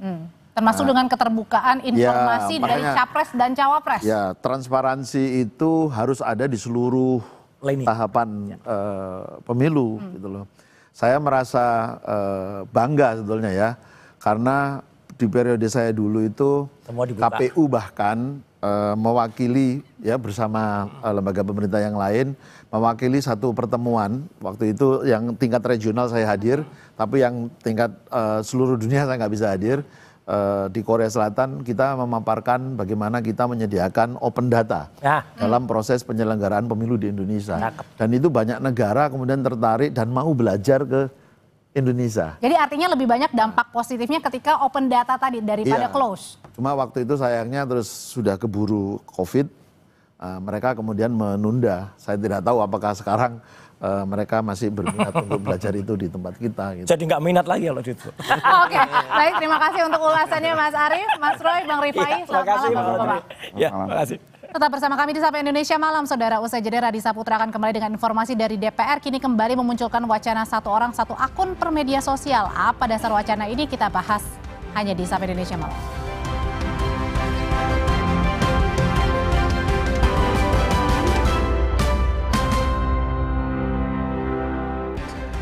Kembali di Sapa Indonesia Malam, Saudara. DPR kembali memunculkan wacana satu orang satu akun per media sosial. Merespons wacana ini, Kementerian Komunikasi dan Digital menyatakan tengah meninjau wacana ini. Wakil Menteri Komunikasi dan Digital Nezar Patria menyebut, Kementerian Komunikasi dan Digital saat ini tengah mereview usulan soal satu orang satu akun medsos. Nezar bilang hal ini juga berkaitan dengan program Satu Data Indonesia. Kementerian Komdigi menegaskan usulan ini akan dikaji sebagai upaya memperkecil praktik scamming di dunia digital.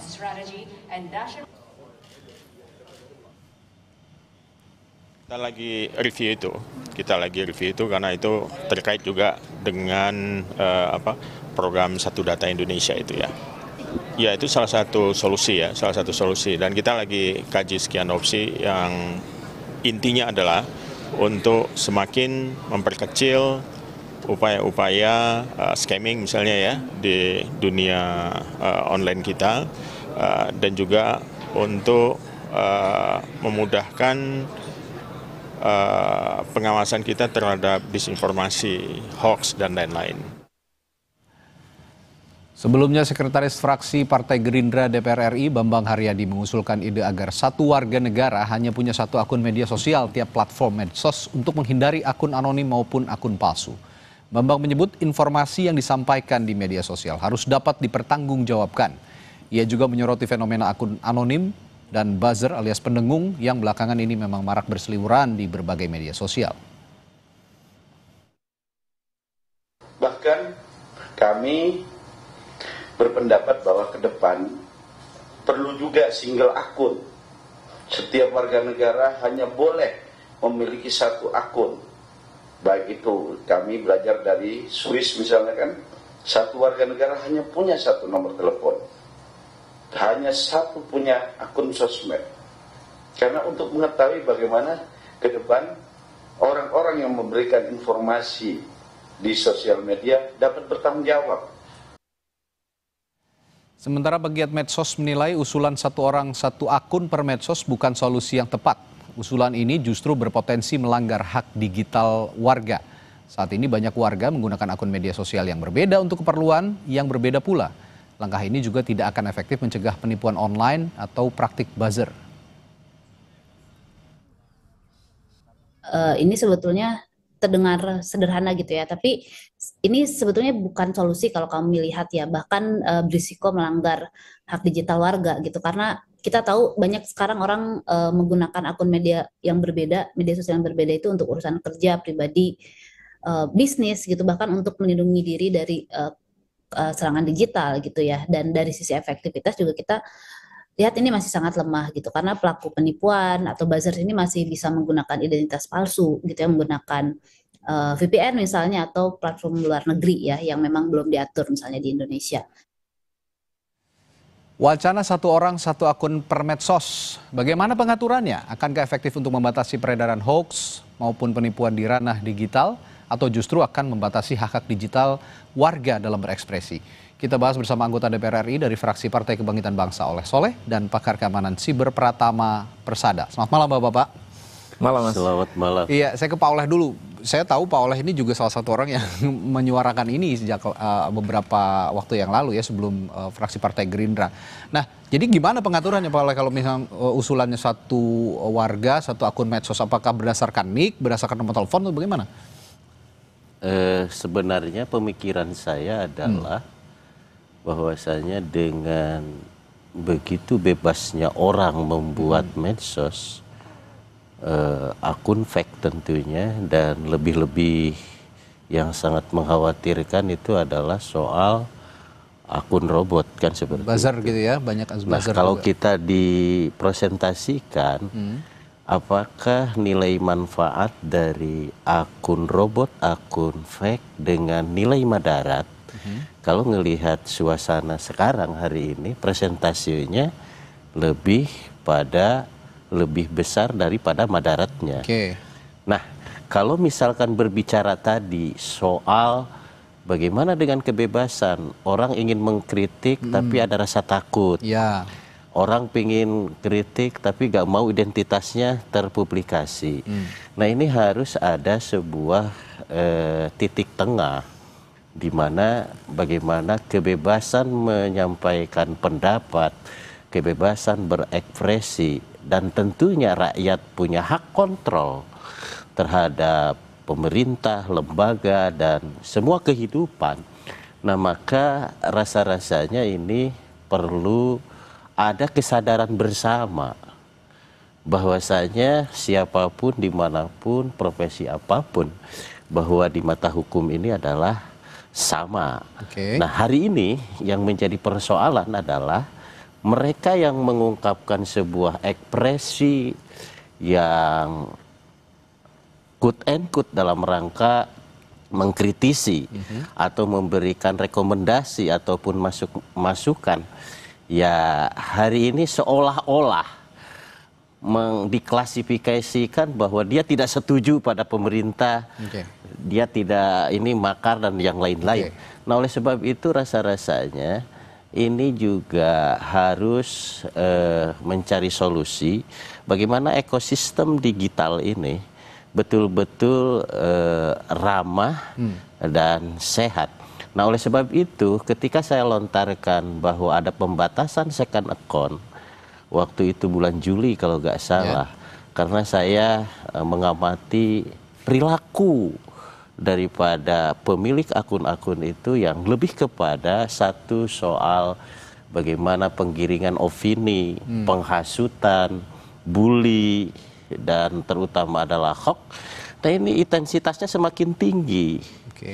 Dan ternyata kemarin lah seminggu yang lalu menjadi meledakan seperti itu. Menurut Anda, ya? Nah, oleh sebab itu rasa-rasanya ini harus menjadi konsen bersama seluruh elemen bangsa tentunya, dan terutama saya secara pribadi dan fraksi PKB menginginkan bagaimana ke depan ekosistem digital ini, medsos ini menjadi sehat. Kalaupun misalkan second account, misalkan kata netizen, kata pleaser ini juga cukup mengkerangkeng mereka, maka saya lebih pada bagaimana mencari solusinya. Solusinya adalah bagaimana pembatasan akun tanpa ada alamat. Artinya bahwa setiap akun medsos harus jelas alamatnya. Sehingga kalau ada apa-apa bisa langsung diklarifikasi, diketahui dan yang lain-lain. Tentu ini harus berproses, bertransformasi, karena kalau kita berkaca kepada negara-negara luar, ada negara luar yang tadinya memberlakukan satu akun, satu medsos, seperti di Swiss, ya. Lalu kebebasan untuk mengkritiknya jadi kurang.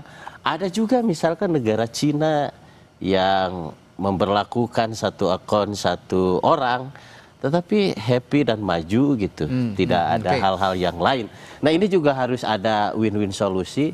Tentu tidak ada sebuah sistem yang sempurna dan tidak ada sebuah hukum yang sempurna, tetapi mari kita bertransformasi menciptakan dunia digital yang lebih sehat dan tentunya lebih produktif. Ekosistem digital akan sehat menurut Anda dengan usulan seperti yang diutarakan Pak Oleh tadi? Ya gini, tujuannya mungkin bagus ya, karena kita lihat di Indonesia ini terlalu banyak buzzer gitu, terlalu banyak orang ngomong seenak udelnya sendiri gitu, terlalu banyak orang nggak bisa terverifikasi informasi yang diupload dalam media sosial dan lain-lain begitu. Sehingga mungkin maksudnya adalah kalau satu orang satu akun akan mudah nih melawan penegakan hukum nih, karena jelas orangnya siapa, kemudian dia ada di mana, langsung ditangkap bisa misalkan. Kemudian yang kedua adalah scam, penipuan dan lain-lain gitu. Tentu akan sangat berkurang drastis sekali, karena orang akan ketahuan kalau dia nipu pakai media sosial, tentu akan ketahuan begitu ya. Dan ini sejalan juga dengan di Indonesia ini kan single identity kan mau diterapkan ya, kita pakai nick digital dan lain-lain begitu. Tetapi begini Mas Radi, kita lihat bahwa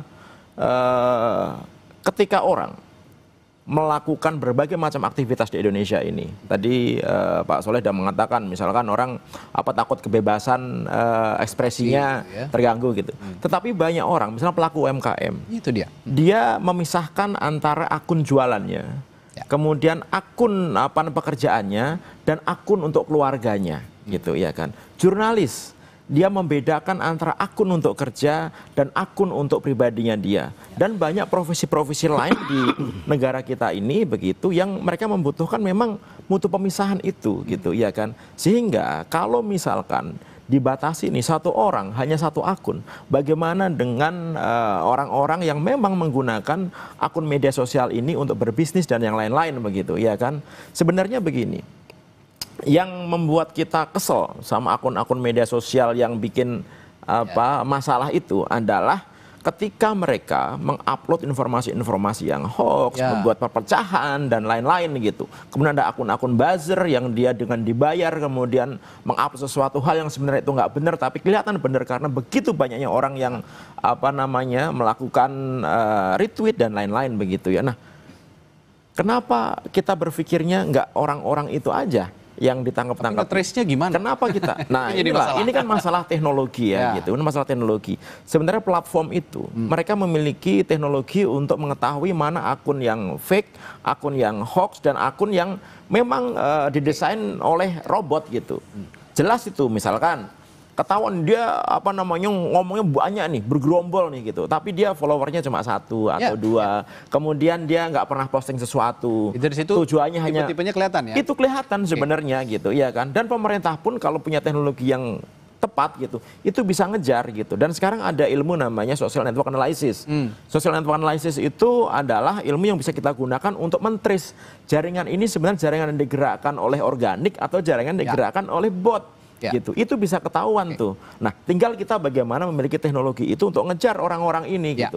Apakah itu tidak bisa dikejar? Gini, setiap orang melakukan postingan dari manapun pasti ada geolocation yang ke-tracking sebenarnya. Walaupun dia pakai VPN dan lain-lain begitu. Dengan teknologi-teknologi yang baru, dengan operasi-operasi intelijen, kita tuh bisa tahu nge-trace gitu. Sebenarnya dia terkoneksi dengan siapa aja gitu. Nah, kenapa itu yang nggak dilakukan gitu, ya kan? Dan kalau menurut saya, ya, media sosial ini kan menjadi ajang buat siapa saja untuk berekspresi. Contohnya misalkan ketika ada seseorang yang mau menjadi whistleblower, kira-kira dia berani nggak ngomongin whistleblowernya itu pakai namanya sendiri, real akunnya sendiri? Saya nggak yakin dia berani. Gitu. Ya, ini dalam konteks banyak hal harus ada perspektif yang dikaji lagi.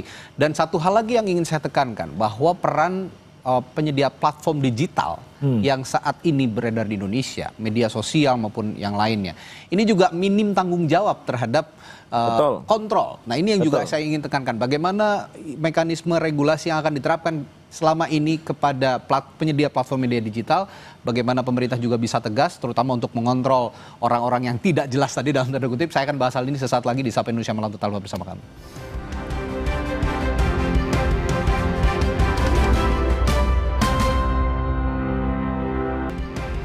Masih membicarakan wacana satu orang, satu akun media sosial yang ada di Indonesia. Ini usulan dari berbagai elemen, termasuk juga di DPR yang meruncing akhir-akhir ini. Nah, tadi saya bertanya ke Pak Oleh juga. Pak Oleh, kalau kemarin ya kita mengacu kepada peristiwa Agustus lah ya, berbagai platform digital seperti tidak ada tanggung jawabnya untuk juga ikut meredam situasi ketika banyak sekali hoax, banyak sekali berita bohong, banyak sekali hasutan yang menyebar tapi tidak dikelola dengan baik oleh penyedia platform media sosial maupun platform digital. Kontrol dari pemerintah yang minim terhadap mereka. Apa yang Anda bisa utarakan soal ini? Ya, tentu saya secara pribadi dan tentu secara kelembagaan ya DPR ya sangat menyayangkan, karena pada dasarnya Undang-Undang ITE nomor 1 tahun 2024 yang baru memberikan sebuah keleluasaan kepada Komdigi untuk melakukan kontrol dan bahkan take down terhadap akun-akun yang melakukan kegiatan ilegal, baik itu hoax, penghasutan, dan yang lain-lain. Namun demikian, ini juga sepertinya Komdigi ada keraguan-raguan dan juga quote and quote tadi juga dibahas dalam RDP. Komdigi mengatakan dia hanya bisa men-take down 2 hal. Satu adalah soal judul, 2 adalah pornografi. Soal pornografi. Nah, yang lain-lain harus minta izin dulu kepada instansi terkait soal keamanan lah, stabilitas lah, politik lah, itu adanya di Kemenhan. Nah kita sebenarnya protes Pak, karena memang Komdigi sudah dibekali sabuk pengaman dalam rangka bagaimana kontrol ketat dan melakukan tindakan tegas terhadap akun-akun yang melakukan ilegal. Nah ini kekecewaan kami. Dan ada satu hal mungkin ya, budaya di kita ini adalah sudah kejadian baru bertindak. Nah ini juga kita sangat sayangkan. Nah oleh sebab itu alasan filosofi saya barangkali menginspirasi ataupun mengajukan terhadap bagaimana agar ekosistem digital ini betul-betul sehat. Ya itu tadi, kita ambil saja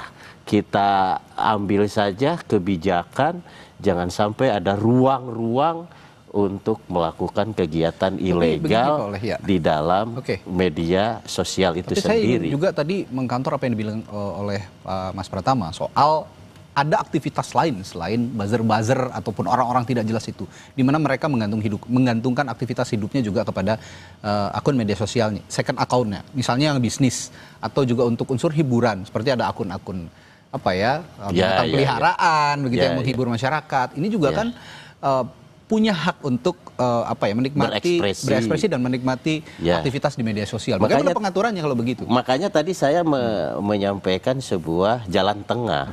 Kalau memang keberatan masyarakat untuk dibatasi satu orang satu akun, ya sudah, jalan tengahnya adalah pembuatan akunnya satu kepada platform digital, tidak menyediakan sebuah kolom untuk membuat multi akun dalam satu email, dalam satu nomor telepon dan yang lain-lain. Yang keduanya bagi user tentunya dia membuat akun medsosnya itu tadi dengan alamat jelas, dengan identitas jelas, terserah. Bisakah menggunakan KTP, NIK, atau mungkin nanti Bu Menteri katakan bahwa akan ada lagi bagaimana agar kartu-kartu WA, kartu telepon ini mau dirapihkan. Tidak lagi ada kartu-kartu yang satu kali pakai lalu buang. Nah, pasca bayar mungkin lebih aman karena ada identitas. Lebih maju lagi kalau misalkan membuat sebuah akun media sosial menggunakan retina, tapi itu kan terlalu jauh kan. Nah oleh sebab itu maka jalan tengah barangkali nanti mudah-mudahan ini mendapat dukungan bersama, bagaimana setiap akun-akun media sosial di TikTok, di IG, di Facebook, di YouTube, di Shoot tadi yang lain-lainnya itu menyertakan alamat jelas, pemilik jelas. Itu saja barangkali. Pengaturannya bakal rumit gak kira-kira kalau kayak Pasti gitu? rumit. Pasti rumit sekali gitu. Kenapa? Karena memang platform media sosial ini kan tidak didesain untuk kita memasukkan identitas yang benar ya gitu. Contohnya misalkan apakah kita dipaksa harus pakai KTP untuk daftar? Kan enggak. Apakah kita dipaksa untuk menggunakan nomor telepon kita sendiri untuk daftar? Enggak, kita bisa pakai nomor telepon yang tadi Pak Soleh bilang, kita beli registrasi udah itu kita buang, kita bisa gitu. Ya kan? Ini beda dengan misalkan ada platform namanya LinkedIn gitu. Kalau misalkan Anda mau levelnya naik, Anda scan pasport gitu. Sehingga terverified gitu ya. Itu gitu. yang lebih rapi mungkin itu bisa dijadikan alternatif. Tapi gitu. kan Cina sekarang melakukan hal itu. Cina melakukan itu tapi bisa warganya tapi nggak terlalu suka Pak sebenarnya gitu. Warganya nggak terlalu suka. Kenapa? Karena dipaksa gitu untuk hanya menggunakan satu akun media sosial untuk satu orang. Nah, akhirnya mereka ngakalin juga dengan cara apa? Membuat akun dari luar negeri menggunakan VPN. Mereka beli nomor-nomor gratisan dari luar negeri untuk melakukan verifikasi. Mereka membuat email-email yang sekali pakai untuk membuat akun-akun lain begitu. Jadi memang banyak cara yang bisa digunakan orang untuk membuat akun-akun di media sosial ini. Sehingga sebenarnya gitu, ini bisa kita cari yang tadi Pak Soleh bilang win-win solutionnya gitu. Dengan cara apa ya? Misalkan platform harus ngikutin aturan yang ada di Indonesia. Ya. Kemudian Komdigi juga harus mulai mengatur gitu bahwa SIM card itu jangan satu SIM card bisa untuk untuk bahkan sampai berapa ribu satu KTP untuk berapa ribu SIM card gitu ya kan. Ini kan perlu pengaturan lagi. Belum lagi kartu-kartu yang refurbish, kartu yang nggak dipakai ternyata bisa dijual lagi oleh operator sehingga digunakan orang lain lagi. Padahal dulu daftarnya pakai KTP-nya orang lain gitu. Nah ini kan hal yang memang harus dirapikan gitu. Tetapi secara fitrahnya saya setuju dengan apa yang DPR itu, bahwa kita perlu membuat ekosistem media sosial kita ini enak untuk ditinggali, nyaman untuk ditinggali. Begitu ya gitu. Sehingga kita perlu melakukan langkah-langkah itu. Tetapi kalau langkahnya misalkan frontal gitu, misalkan udah pokoknya satu nik, satu KTP, kemudian hanya satu akun, wah itu nanti akan membuat kericuhan di negara kita nih. Oleh karena itu tadi yang saya bilang, kita contoh aja, pokoknya orang yang mau memverifikasi menggunakan KTP-nya ada level yang lebih tinggi lagi. Platform kita minta membuat ada level-level, ada fitur-fitur tertentu yang bisa diaktifkan kalau dia memverifikasi menggunakan data identitas yang benar. Nah, ini bisa. Kemudian KTP itu nggak boleh. Kita serahkan untuk daftar ke platform nggak boleh. Itu ada jalan tengahnya dengan perusahaan-perusahaan di Indonesia, PSRE gitu, sertifikat digital yang bisa memberikan identitas QIC, Know Your Customer. Jadi mereka punya akses ke Dukcapil, tapi dia tidak ngambil data dari Dukcapilnya secara langsung, dia di masking gitu, sehingga ketika daftar ke dalam platform itu sebenarnya daftar KTP yang beneran, tapi data KTP-nya nggak disimpan di platform, misalnya kayak gitu tuh. Jadi ada berbagai macam teknologi yang sebenarnya bisa kita gunakan, plus juga kemampuan untuk penegakan hukum. Kenapa kemampuan penegakan hukum? Aparat penegak hukum kita harus punya teknologi yang bisa digunakan untuk ngejar orang-orang ini. Mas Radi, kalau orang mau bikin second account doang, itu enteng banget, gampang. Dan itu bukan menjadi masalah, satu orang punya 2 atau 3 akun. Yang jadi masalah, satu orang kadang-kadang bisa punya 1000 akun. Dengan cara apa? Dengan membuat namanya phone farms. Sekarang itu udah umum tuh, jadi satu device gitu isinya ada handphone, ada ratusan handphone, ada ribuan handphone yang itu dikontrol oleh satu interface yang itu sekarang digunakan untuk buzzer, digunakan untuk misalkan Mas Radi nih punya YouTube nih, oke kita bayar, kemudian YouTube kita view-nya jadi banyak, kemudian like-nya jadi banyak dan lain-lain gitu. Dan sekarang ini celakanya banyak institusi pemerintah kita termasuk aparat penegak hukum itu menggunakan ini untuk penilaian kinerja. Begitu dia posting, oh kita sudah di-view oleh 1 juta orang, artinya program kita berhasil. Kita sudah di-like. Padahal itu bisa dibeli gitu dan lain-lain gitu kan gitu. Ini yang jadi concern bersama, bukan hanya pemerintahnya juga harus kasih contoh dulu bahwa fake account ini tidak dijadikan tolok ukur untuk kesuksesan program misalnya segala macam. Kasih data yang real begitu ya, kira-kira tidak hanya di media sosial. Nah ini tadi usulnya dari Mas nanti Pratama. Saya boleh dong mengomentari apakah silakan. Sulit untuk menjalankan regulasi terkait bagaimana satu akun ini ada tanggung jawab. Rasa-rasanya menurut hemat saya kan bukan ahli IT, tetapi saya menggunakan logika. Kalau misalkan contoh oleh Soleh punya akunnya 3 misalkan, tetapi alamat emailnya, ID KTP-nya tetap sama. Nah, mereka contohnya saya tidak ingin terlihat di publikasi bahwa itu saya, tetapi oleh Komdigi, oleh pemerintah APH katakanlah di sini, ya ini dia tahu bahwa anonim saya misalkan SOS itu oleh Soleh. Nah sehingga dapat mengejarnya gitu. Hari ini mohon maaf, apakah mereka yang merasa terganggu menyampaikan sebuah kebebasan berpendapatnya, apakah dia juga ketakutan untuk dia dikejar-kejar orang misalkan. Nah ini kan kalau orang bener sih harusnya nggak takut dikejar orang. Harusnya. Atau kena ancaman atau diculik, apa yang terjadi hari ini, nah seperti itu. Rasa-rasanya kalau menurut hemat saya bukan ahli IT, tetapi logika saya jalan, ini orang itu tidak mau terpublis nama aslinya. Tetapi yang saya mau adalah bagaimana dari Komdigi maupun dari APH, orang yang memposting itu sudah tahu titik sasarannya ini siapa yang memposting. Ini Mas Pratama tadi ini menarik nih Pak Oleh, iya, menarik gitu. Tidak, Namanya platform itu memang kalau menurut saya jika ada akun yang terlibat pelanggaran hukum, itu wajib untuk membuka memang harusnya. Iya, gitu. Pak. Wajib untuk membuka pemilik akunnya ini siapa gitu. Siapa? Nah, sekarang ini transparansi untuk penegakan hukumnya juga tidak dilakukan oleh aparat penegak hukum. Masalahnya di situ.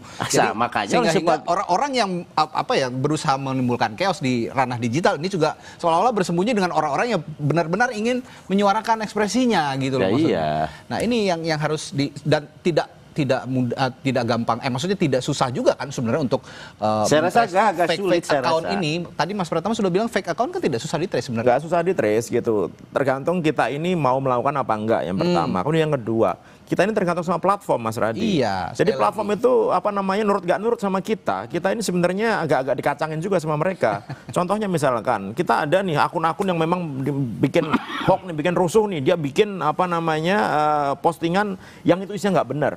Tapi begitu kita report, itu tarsuk-tarsuk aja dia ngelihatnya gitu. Bahkan bukan kita sebagai orang biasa ya.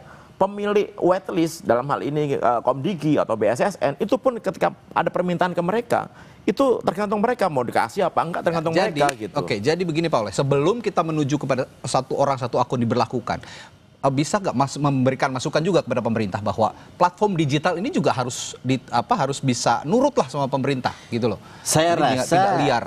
Saya yakin dan saya punya husnudon yang baik. Platform digital juga tujuannya adalah bisnis, tujuannya untuk profit. Kalau misalkan mereka tujuannya profit dan bisnis, beri dong kenyamanan untuk Indonesia. Rasa-rasanya dia di Indonesia harus tunduk pada hukum. Persoalannya adalah hari ini tidak ada sebuah regulasi yang mendorong kepada platform itu untuk tidak membuka ruang daripada platform itu untuk single account itu sendiri.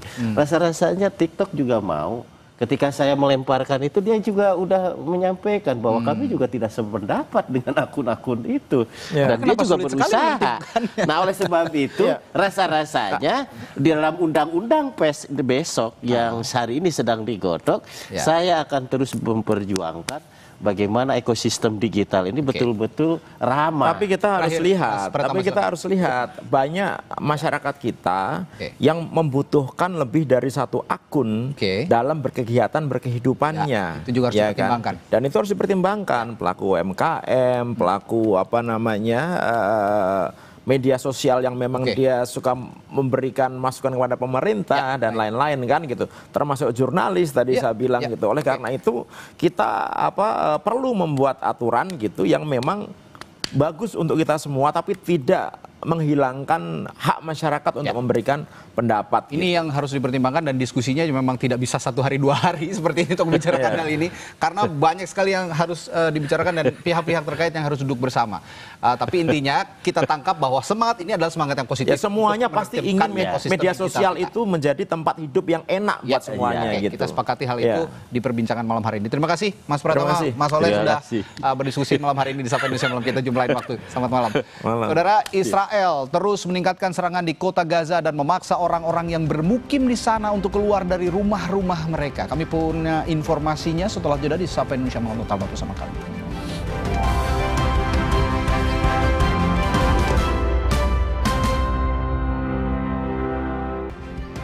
Israel, saudara, terus meningkatkan serangan di kota Gaza. Serangan meratakan bangunan dan memaksa orang yang bermukim di sana untuk keluar dari rumah mereka.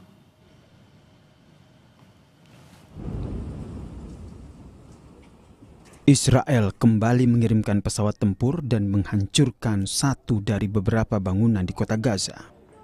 Warga Palestina pun bergegas meninggalkan bangunan sebelum serangan Israel meratakan sejumlah bangunan.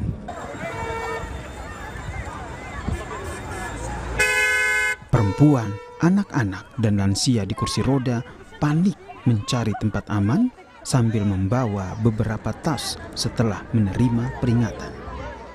Israel terus meningkatkan serangan ke kota Gaza dan mendesak warga Palestina untuk mengungsi, lalu meninggalkan rumah mereka sendiri dan mendesak penduduk kota Gaza untuk pergi sebagai bagian dari serangan yang bertujuan untuk mengambil alih kota tersebut. Ratusan ribu orang masih berada di sana, berjuang di bawah kondisi kelaparan, sementara ribuan orang mengungsi ke wilayah tengah dan selatan jalur Gaza. كل 4 شهور إن نزوح، وين نروح يا عالم؟ أنا بناشد كل قيادات حماس اللي قاعدين في الخارج، بنشدهم واحد واحد. أنتوا قبل 4 أيام انضربتوا في قطر، حسوا فينا، هذا جزء بسيط من المعاناة اللي بنعانيها. يعني أنتوا الصاروخ اللي جاكوا هناك، إحنا إلنا 2 سنين بنواجه صواريخ اطنان نووي. حسوا فينا يا أخي، وقفوا الحرب معي بكفي. بناشد العالم وبناشد كل الأمة العربية، وخاص نص قيادات حماس اللي ورطونا في الحرب، بنشدهم كلهم يوقفوا لنا المهزلة هذه الكبرى، لأنه اللي بيصير مهزلة، أقسم بالله مهزلة. Sejak perang dimulai pada Oktober 2023, total korban tewas akibat serangan Israel telah mencapai 64.000 lebih jiwa.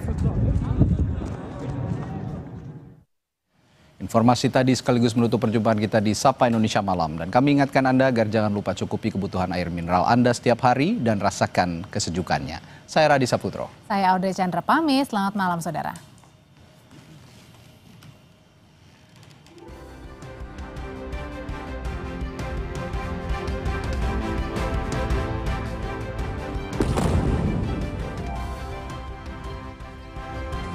Kembali mengirimkan pesawat tempur